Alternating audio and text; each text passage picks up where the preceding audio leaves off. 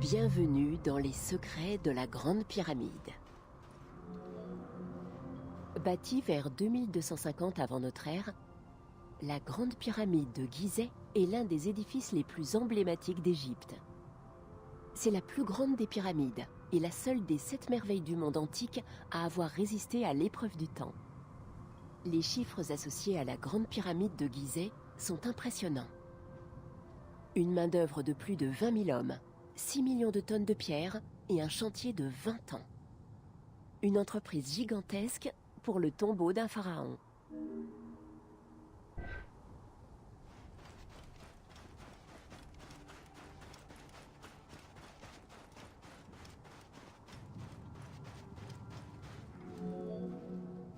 Pour Khéops, la construction de la Grande Pyramide a été une démonstration de pouvoir et d'opulence.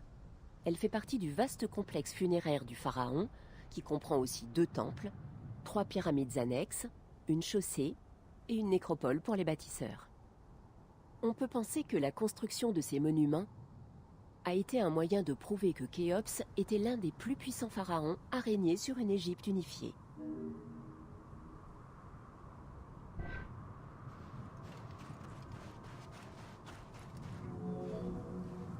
45 siècles plus tard, on continue à faire des découvertes à propos de la culture et des techniques d'ingénierie de l'Égypte ancienne.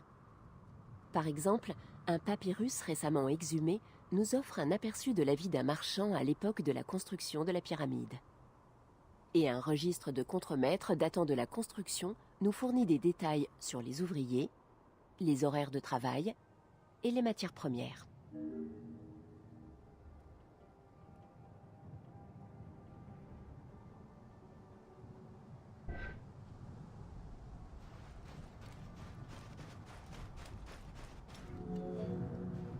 Il est intéressant de noter qu'à l'époque de Cléopâtre, la fonction céleste de la pyramide, sa construction et l'utilité de ses mystérieuses salles intérieures avaient déjà été oubliées.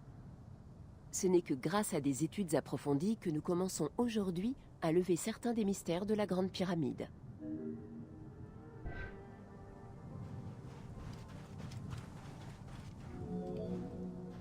À l'époque où a débuté le chantier de la Grande Pyramide, les Égyptiens avaient affiné leurs connaissances pendant des siècles. La conception structurelle de la Grande Pyramide, destinée à être le tombeau de Khéops, a toujours été considérée comme quasi parfaite par les architectes et les historiens modernes.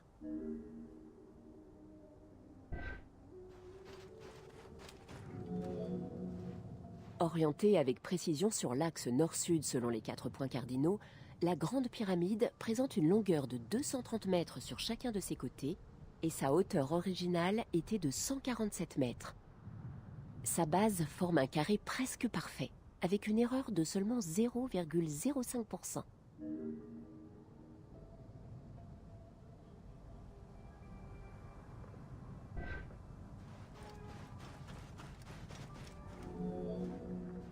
Afin d'obtenir la forme d'une vraie pyramide, il a fallu tenir compte de nombreux éléments lors des phases préparatoires et faire preuve d'une grande précision lors de l'exécution. Il était particulièrement important de contrôler l'angle d'inclinaison de chacun des flancs à toutes les étapes de la construction.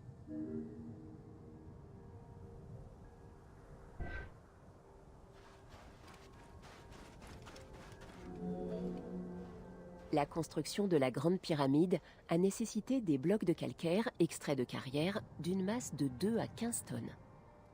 La manière dont ces blocs ont été assemblés fait encore l'objet de débats parmi les architectes et les égyptologues. La précision de sa construction, à une époque où l'on ne disposait que d'outils de métal mou, ainsi que l'échelle colossale de sa construction, font de la Grande Pyramide l'une des prouesses les plus impressionnantes du génie civil.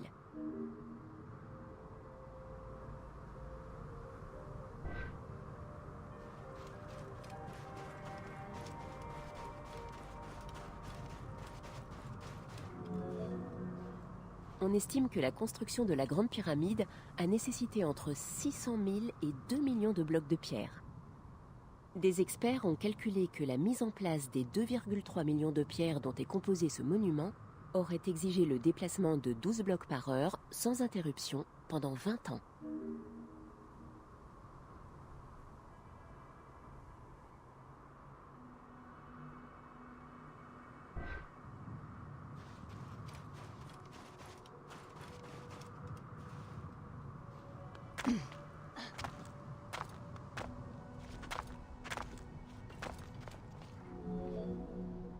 Si les salles intérieures ont été construites avec du granit rouge d'Assouan, l'essentiel de la pyramide a été bâti à partir de calcaire local en blocs de 2 à 15 tonnes.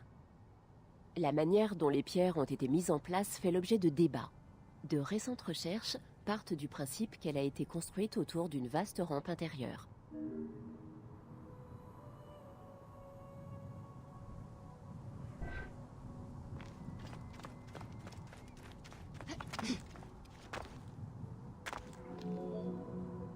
Le registre récemment découvert a confirmé que le calcaire de qualité destiné au revêtement extérieur arrivait par bateau depuis une carrière située à Toura, sur l'autre rive du Nil.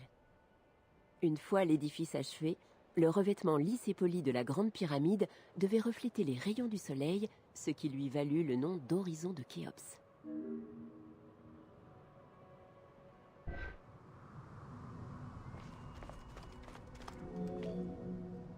Au fil des siècles, pillards et voyageurs tentèrent d'entrer dans la pyramide à de multiples reprises.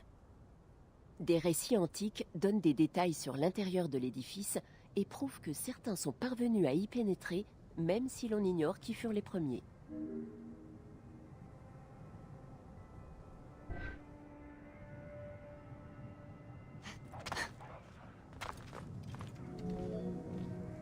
L'entrée principale de la Grande Pyramide se trouve à 17 mètres au-dessus du sol. Elle fait face au nord pour qu'elle soit alignée sur l'étoile polaire. Ce passage a été découvert dès l'Antiquité, mais toutes les tentatives d'entrer dans la pyramide ont échoué en raison de la présence de gigantesques blocs de pierre verticaux. Et donc, les visiteurs actuels de la Grande Pyramide continuent d'emprunter l'entrée des voleurs.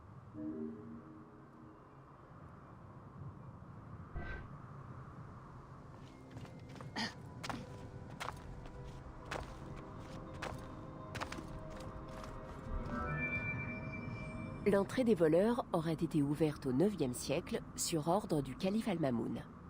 Impatient d'y trouver des trésors, le calife fit creuser jusqu'à l'intérieur de la Grande Pyramide. Le scénario le plus probable est que les ouvriers élargirent un corridor taillé par des pilleurs de tombes de l'Antiquité. C'est ainsi que notre équipe justifie l'accès à cette merveille.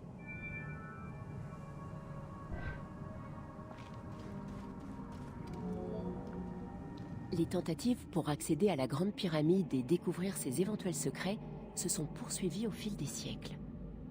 Au XIXe siècle, l'idée selon laquelle une entrée existait sur la face sud a amené à ce qu'on y perce un trou à l'aide d'explosifs, sans autre résultat que de terribles dégâts. Si de nos jours on continue à chercher d'autres chambres et passages cachés, le principal objectif est surtout de préserver l'édifice.